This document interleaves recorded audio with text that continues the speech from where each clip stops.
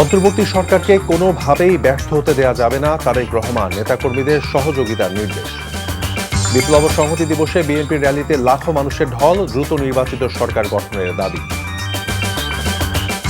অন্তর্বর্তী সরকারের ৩ মাস, সংস্কারবিহীন নির্বাচন গণতন্ত্র প্রতিষ্ঠা করতে পারবে না উপদেষ্টা নাহিদ। শিল্পকলা একাডেমিতে ফের উত্তেজনা, দুপক্ষের মধ্যে সংঘর্ষ, আজ জেলায় জেলায় নাট্যকর্মীদের প্রতিবাদ।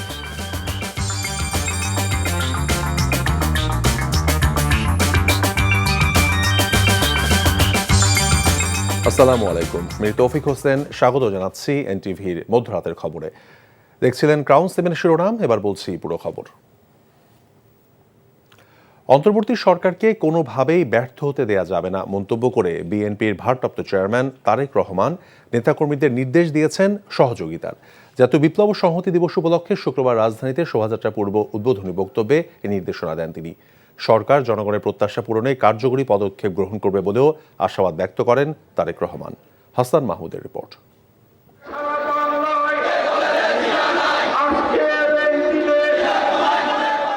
চোখের সীমারেখা পেরিয়ে মানুষের শোভাযাত্রা ছড়িয়ে যায় নয়াপল্টন, ফকিরাপুল আর কাকরাইলের পথে পথে। সাপ্তাহিক ছুটির দিনে মিছিল, ব্যানার, ফেস্টুনে ছেয়ে যায় নগর।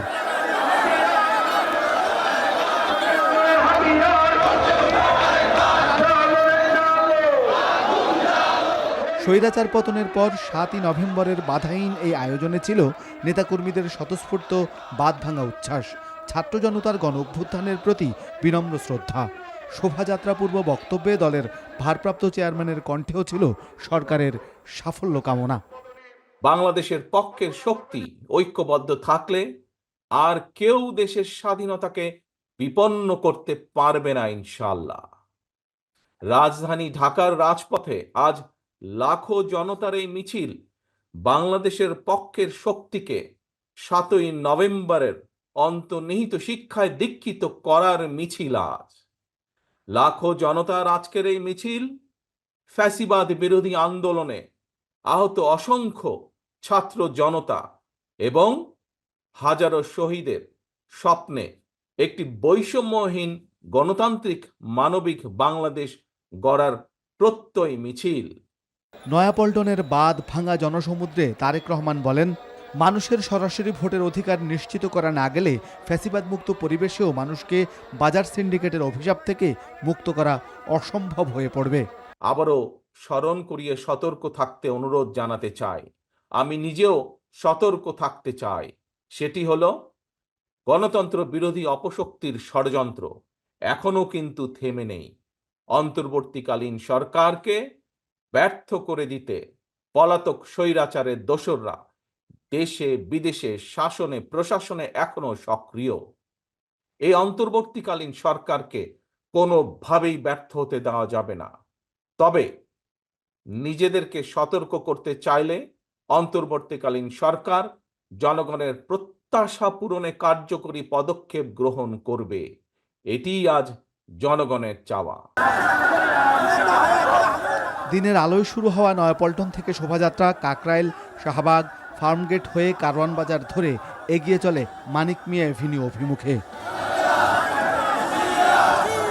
তখন বিকেলের শেষ আলো নিভে রাত নেমেছে, তবুও শেষ হয় না মানুষের মিছিল। Hasan Mahmud, NTV news, Dhaka. শেখ হাসিনার দোসররা দেশকে আবারও আক্রমণ করার চেষ্টা করলে ঐক্যবদ্ধভাবে প্রতিরোধ করা হবে বলে হুঁশিয়ারি দিয়েছেন বিএনপি মহাসচিব মির্জা ফখরুল ইসলাম আলমগীর।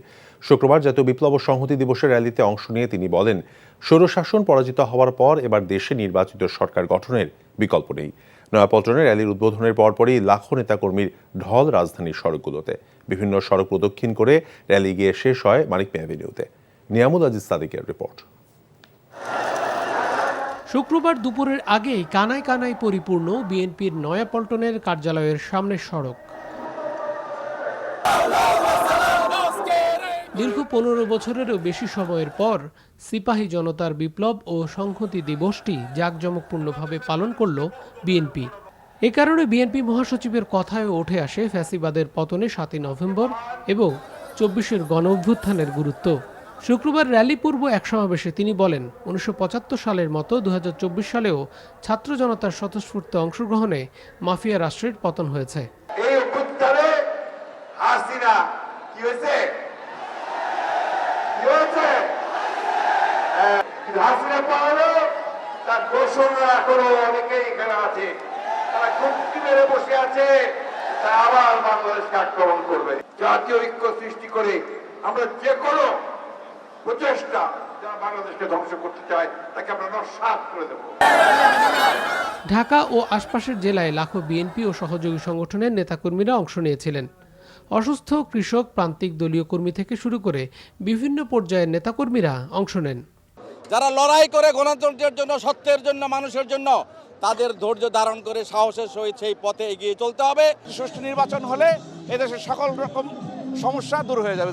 দেশকে ভালোবাসে, এই কারণে আসছি, এই অসুখ লইয়া।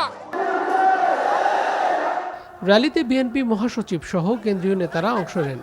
মানিক মিয়া এভিনিউতে আবারও কথা বলেন মির্জা ফখরুল ইসলাম আলমগীর। সামনে একটু ঘোড়ার অবস্থা দেখতে পাচ্ছি, আমি জানি না ঘোড়াটা কি করবে, কারা করবে, কিভাবে করবে, কিন্তু যদি ওরকম কিছু হয়, আজকের এই র্যালি প্রমাণ করেছে আমরা সকল কিছু ইনশাআল্লাহ মোকাবেলা করতে পারবো। অতি দ্রুত আমাদের ক্ষমতা সংস্কারগুলো শেষ করে আমাদেরকে একটি অবাধ সুষ্ঠু নির্বাচন দিতে হবে। এবং সেই নির্বাচনের মধ্য দিয়ে আমরা একটি জনগণের একটি পার্লামেন্ট গঠন করতে পারবো, জনগণের একটি সরকার গঠন করতে পারবো। Niamul Aziz Sadiq, NTV news, Dhaka. শোভাযাত্রায় অংশ নিয়ে নয়াপল্টনে ঢল নামে লাখো নেতাকর্মীর। রং বেরঙের পোশাক, ব্যানার, ফেস্টুন আর স্বৈরাচার শেখ হাসিনার অপশাসনের বিভিন্ন প্রতীকী ছবি নিয়ে র্যালিতে অংশ নেন তারা। শেখ হাসিনাকে দেশে ফিরিয়ে এনে বিচারের পাশাপাশি অন্তর্বর্তী সরকারের কাছে দ্রুত নির্বাচনের রূপরেখা ঘোষণার দাবি তৃণমূল কর্মীদের। বিস্তারিত জুনায়েদ আল হাবিবের রিপোর্টে।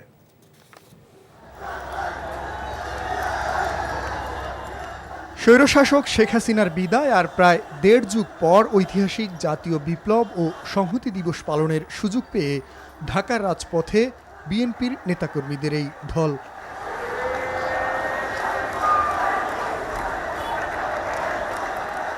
রং বেরঙের পোশাক আর বিভিন্ন ব্যানার ফেস্টুন নিয়ে রাজপথে নেতাকর্মীদের এমন উচ্ছ্বাস বলে দিচ্ছে প্রিয় মাতৃভূমি আজ মুক্ত।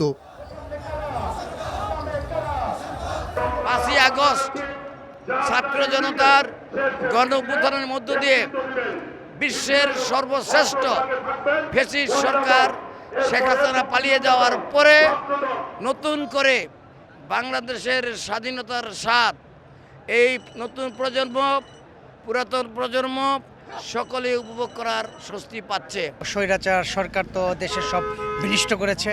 ইনশাল্লাহ আমাদের আগামী রাষ্ট্রপ্রধান তারেক রহমান সাহেব এসে তার নেতৃত্বে, বেগম খালেদার নেতৃত্বে সুন্দর একটা আমরা দেশ বা জনগণকে উপহার দিব। তারা সুন্দর একটা বাংলাদেশ আমরা পাবো ইনশাল্লাহ। শেখ হাসিনা মুক্ত বাংলাদেশ, সবার অনুভূতি একই রকম। বিজয়ের আনন্দ এখন আমাদের সামনে, আরও অনেক কাজ আছে, কাজগুলো আমাদের ফসল গড়ে তুলতে হবে। ফ্যাসিস্ট সরকার পালিয়ে গিয়েছে, তাদের পুরো সেটআপটা যেতে রয়ে গিয়েছে, কিছু দুষ্কৃতকারী এখনো আছে। সারা বাংলার জনগণ রাস্তায় নেমেছে। আজকে আপনারা দেখলেই বুঝতে পারবেন রেলির কি অবস্থা। কমপক্ষে 15 লাখ ওভার লোক হয়েছে। শুক্রবার দুপুর 3:30টায় নয়াপল্টন থেকে মানিক মিয়া এভিনিউর উদ্দেশ্যে যাত্রা শুরু হয় বিএনপি নেতাকর্মীদের। মিছিলে সামিল লাখো মানুষের কণ্ঠে নানা স্লোগানের পাশাপাশি দাবি ছিল একটি অবাধ নিরপেক্ষ নির্বাচনের। আমরা চাচ্ছি যে অবাধ, সুষ্ঠু একটা ভালো নির্বাচন হোক এবং এখানে একটা ভালো সরকার আসুক, ভালো সরকার এসে দেশ পরিচালনা করুক। নির্বাচনের কোনো বিকল্প নেই। নির্বাচনের মধ্য দিয়ে এই জাতিকে ঐক্যবদ্ধ করতে হবে। নির্বাচনের মধ্য দিয়েই আজকে দেশে জনগণকে একটি স্বস্তি ফিরিয়ে দিতে হবে। একটি বৈষম্যহীন বাংলাদেশ গঠনে সবাই ঐক্যবদ্ধ হয়ে কাজ করবে, এমন প্রত্যাশা র্যালিতে অংশ নেয়া লাখো মানুষের। জুনায়েদ আল হাবিব, এনটিভি নিউজ, ঢাকা।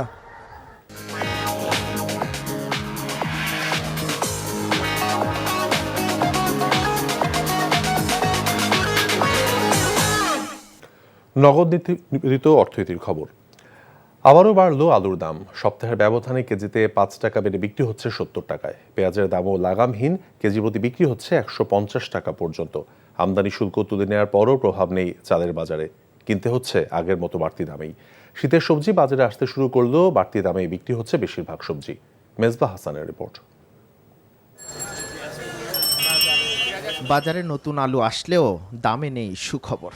সাধারণত নতুন আলু আসলেই কমে যায় পুরনো আলুর দাম, তবে এ মৌসুমে এমন কিছুই দেখা যায়নি। এরই মধ্যে 3 দফা বেড়েছে পুরনো আলুর দাম। প্রতি কেজি আলু বিক্রি হচ্ছে 70 টাকা। আর আমদানি শুল্ক কমলেও প্রভাব পড়েনি পেঁয়াজের বাজারে। এই সপ্তাহে 5 টাকা প্রতি কেজিতে বেশি, অর্থাৎ গত সপ্তাহে 65 টাকা ছিল, এই সপ্তাহে 70 টাকা। কোনো কন্ট্রোল না, আলুর কিসের কোল্ড স্টোরেজের লাস্ট স্টোরেজের আলু, অথচ দাম রিজনেবল হওয়া উচিত, সেই হিসেবে 70 টাকা। 60 থেকে চলে আসলো 65, 65 থেকে এক জাম্পে চলে আসলো 70। চালের দামে সরকার শুল্ক কমালেও আগের বাড়তি দামে বিক্রি হচ্ছে সবচেয়ে প্রয়োজনীয় এই নিত্যপণ্য। দাম বেড়েছে সয়াবিন তেলের, তবে কিছুটা স্বস্তি এসেছে ডিম ও মুরগির বাজারে। সোনালি 300 টাকা কেজি, আর ব্রয়লার হলো আপনার 190 টাকা কেজি। তো সবই দাম বেশি, মানে সবই অসহনীয়, সহনীয় কোনোটাই না। শীতের আগাম সবজি বাজারে আসতে শুরু করলেও দামের পরিবর্তন নেই। 2-1টি সবজির দাম কমলেও চড়া দামে বিক্রি হচ্ছে বেশিরভাগ সবজি। ছোট্ট একটা লাউ 100 টাকা, আর বেগুন 160 টাকা। বেশি না, অনেক বেশি। প্রতি মাসেই ধার করে চলতে হয়, এমন অবস্থা। বাজারে যে অবস্থা দেখলাম, যে শীতকাল আসার সাথে সাথে সবজির দাম যেন আরো আকাশ ছোঁয়া হয়ে গেছে, মানুষের সাধ্যের বাইরে চলে গেছে। এর কারণে বন্যার কারণে আবাদ নষ্ট হয়েছে। ওই আবাদগুলো যখন ওই ঘাটতিটা পূরণ হইব, সবজি বাজার আইব, তাহলে একটু দাম কমার সম্ভাবনা আছে। এর আগে আর বলা যাবে না। শুধু বাজার মনিটরিং নয়, সিন্ডিকেট দমনে সরকারকে যথাযথ পদক্ষেপ নেওয়ার অনুরোধ জানিয়েছেন সাধারণ ভোক্তারা। Misbah Hasan, NTV news, Dhaka. রাজশাহী ও কুমিল্লায় সুলভ মূল্যে সবজি বিক্রি শুরু করেছেন শিক্ষার্থীরা। শুক্রবার সকাল থেকে দুপুর পর্যন্ত রাজশাহীর বিনোদনপুর বাজারে সবজি বিক্রির ব্যবস্থা করা হয়। এ সময় সবজি বিক্রি কার্যক্রমের তদারকি করেন বৈষম্য বিরোধী ছাত্র আন্দোলনের সমন্বয়করা। শিক্ষার্থীরা জানান, বাজারে সবজির দাম সহনীয় পর্যায়ে না আসা পর্যন্ত তাদের এই উদ্যোগ চলমান থাকবে। কুমিল্লার লাকসামে স্টুডেন্ট কমিউনিটি নামে একটি সংগঠন কেনা দামেই প্রতি শুক্রবার নিত্য প্রয়োজনীয় দ্রব্য বিক্রির আয়োজন করে আসছে। গত 1 মাস যাবৎ লাকসাম শহরের বাইপাস এবং পশ্চিমগাঁও সামনের পুল এলাকায় অস্থায়ী দোকান বসিয়ে তারা সাধারণ মানুষকে এই সেবা দিয়ে যাচ্ছেন। জাতীয় পার্টির কো চেয়ারম্যান, রংপুর সিটি কর্পোরেশনের সাবেক মেয়র মুস্তাফিজুর রহমান মুস্তফা বলেছেন, জাতীয় পার্টি ছাড়া নির্বাচন হতে দেয়া হবে না। প্রয়োজনে রংপুর থেকে শুরু করা হবে বর্তমান সরকারের বিরুদ্ধে আন্দোলন। আর রাতের আধারে ঢাকায় জাতীয় পার্টির অফিসে যারা আগুন দিয়েছে তাদের সাহস থাকলে রংপুর অফিসে আগুন দিক, সেই চ্যালেঞ্জও জানিয়েছেন তিনি। শুক্রবার বিকালে নগরীর সেন্ট্রাল রোডে দলীয় কার্যালয়ের সামনে জেলা ও মহানগর জাতীয় পার্টি এই কর্মী সমাবেশ করে। মোস্তফা বলেন, জাতীয় পার্টিকে পতিত সরকারের দোসর বানানোর অপচেষ্টা চালানো হচ্ছে, অথচ রংপুর সহ সারা দেশে জাতীয় পার্টির নেতাকর্মীরা বৈষম্য বিরোধী ছাত্র আন্দোলনে অংশ নিয়েছিল।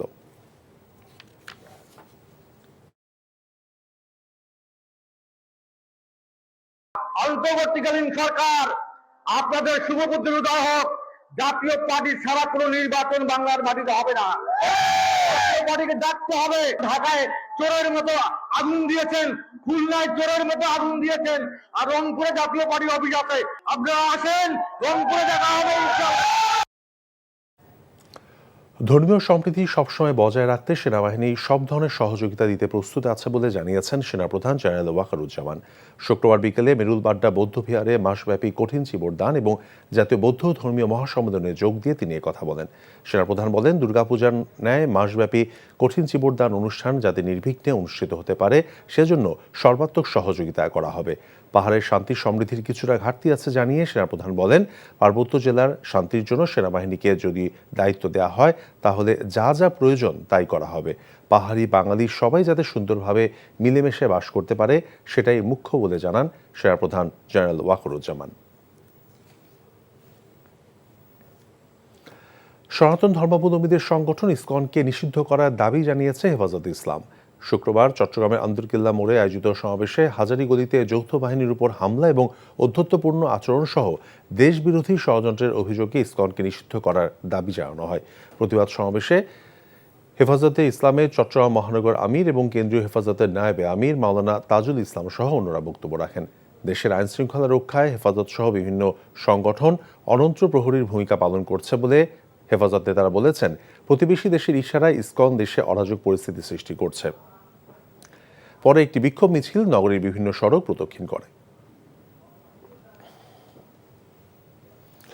নারায়ণগঞ্জে হত্যার শিকার মেধাবী শিক্ষার্থী তানভীর মোহাম্মদ তকির বাবা ও সন্ত্রাস নির্মূল তকি মঞ্চের আহ্বায়ক রফিউর রাব্বি বলেছেন, কোনো সংস্থা বা বাহিনীর সাহায্য ছাড়া ওসমান পরিবারের খুনিরা দেশ থেকে পালাতে পারত না। বিচারহীনতার সংস্কৃতি থেকে বেরিয়ে আসতে চান উল্লেখ করে তকি হত্যার বিচারের সঙ্গে সাগররুনি তনু হত্যার বিচার এবং ওসমান পরিবারের মাধ্যমে নারায়ণগঞ্জ সংগঠিত সকল হত্যাকাণ্ডের বিচার চান বলে জানান সন্ত্রাসী নির্মূল তকি মঞ্চের আহ্বায়ক রফিউর রাব্বি।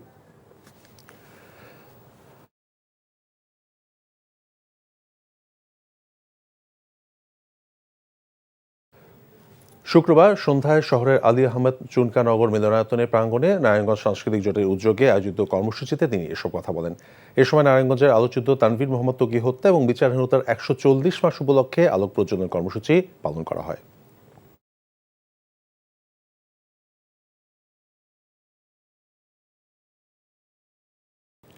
প্রবাসের খবর। স্বৈরাচারের দোসররা দেশকে অস্থিতিশীল করার ষড়যন্ত্র করছে বলে মন্তব্য করেছেন জেদ্দা বিএনপি নেতারা।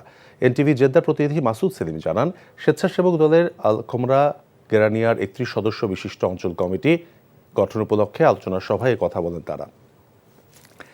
এদের সভাপতিত্ব করেন মিরন মিয়া। মোস্তাকিম আহমেদ শাকিলের পরিচালনায় প্রধান অতিথি ছিলেন সৌদি পশ্চিমাঞ্চল স্বেচ্ছাসেবক দলের সিনিয়র যুগ্ম আহ্বায়ক আলমগীর হোসেন।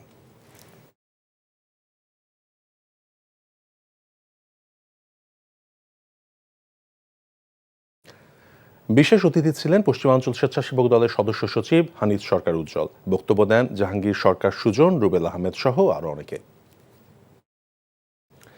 স্বৈরাচারের দোসরদের ঐক্যবদ্ধভাবে প্রতিরোধের হুঁশিয়ারি দিয়েছেন মালয়েশিয়া বিএনপি নেতারা।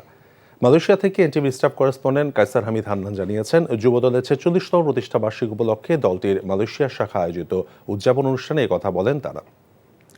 সংগঠনের সভাপতি জাহাঙ্গীর আলম খানের সভাপতিত্বে এবং যুগ্ম সাধারণ সম্পাদক রমজান আলী এবং নাজমুল হাসানের যৌথ সঞ্চালনায় প্রধান অতিথি ছিলেন মালয়েশিয়া বিএনপির সভাপতি প্রকৌশলী বাদুলুর রহমান খান।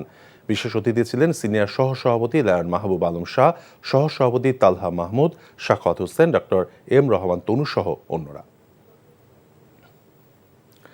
ঢাকা ও চট্টগ্রাম বিমানবন্দরে চাপ কমাতে কুমিল্লা বিমানবন্দর চালুর দাবি করেছেন কুয়েতস্থ প্রবাসীরা। এনটিভি কুয়েত প্রতিনিধি আলামিন সরকার জানান, কুয়েতে কুমিল্লা প্রবাসী কল্যাণ সংস্থার ২৭তম প্রতিষ্ঠাবার্ষিকী উপলক্ষে আলোচনা সভায় দাবি জানান এই অঞ্চলের প্রবাসীরা। সংস্থার সভাপতি আকম আজাদের সভাপতিত্বে এবং সাধারণ সম্পাদক আমির হোসেন মজুমদারের সঞ্চালনায় অনুষ্ঠানের প্রধান অতিথি ছিলেন কুয়েতস্থ বাংলাদেশ কমিউনিটির সভাপতি প্রকৌশলী মোহাম্মদ ফরুদউদ্দিন। বিশেষ অতিথি ছিলেন মোহাম্মদ আবুল কাশেম, জাফর আহমেদ চৌধুরী, মোহাম্মদ ইউনুস মাহমুদ সহ অন্যরা।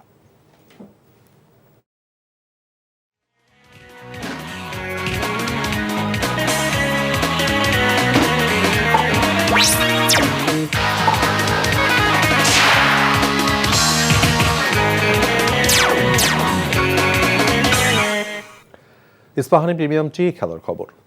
টানা দ্বিতীয়বারের মতো আফগানিস্তানের বিপক্ষে ওয়ানডে সিরিজ হারের শঙ্কায় বাংলাদেশ। শারজায় চলমান সিরিজের দ্বিতীয় ম্যাচের আগে আত্মবিশ্বাসের ঘাটতি দলের সহ অধিনায়ক মেহেদী হাসান মিরাজের কণ্ঠেও।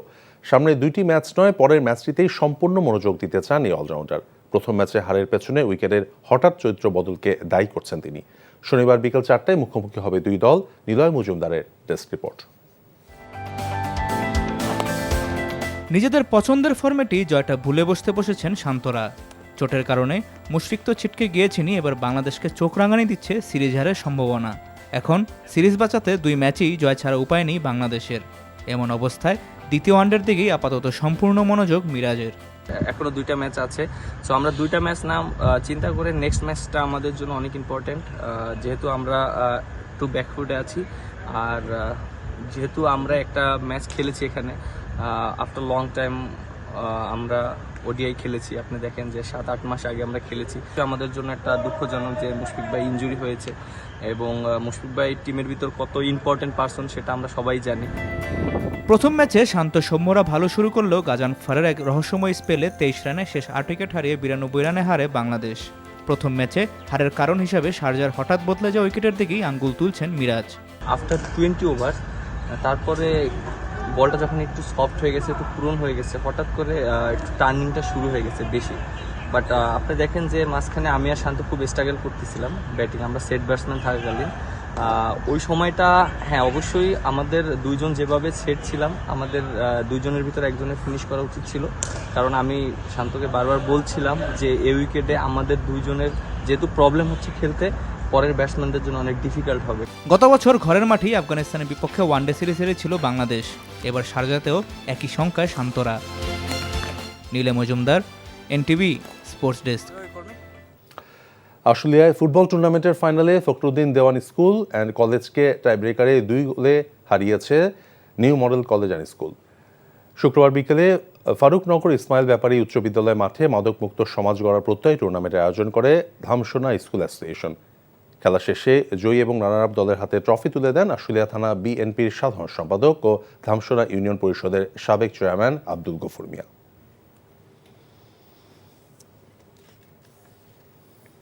খবর শেষ করছি, তবে যাবার আগে ক্রাউন 7 শিরোনামগুলো বলছি আরও একবার। অন্তর্বর্তী সরকারকে কোনোভাবেই ব্যর্থ হতে দেওয়া যাবে না, তারেক রহমান নেতাকর্মীদের সহযোগিতার নির্দেশ। বিপ্লব ও সংহতি দিবসে বিএনপি র্যালিতে লাখো মানুষের ঢল, দ্রুত নির্বাচিত সরকার গঠনের দাবি। অন্তর্বর্তী সরকারের 3 মাস সংস্কারবিহীন নির্বাচন গণতন্ত্র প্রতিষ্ঠা করতে পারবে না উপদেষ্টা নাহিদ। শিল্পকলা একাডেমিতে ফের উত্তেজনা, দুপক্ষের মধ্যে সংঘর্ষ, আজ জেলায় জেলায় নাট্যকর্মীদের প্রতিবাদ। এই ছিল মধ্যরাতের খবরে।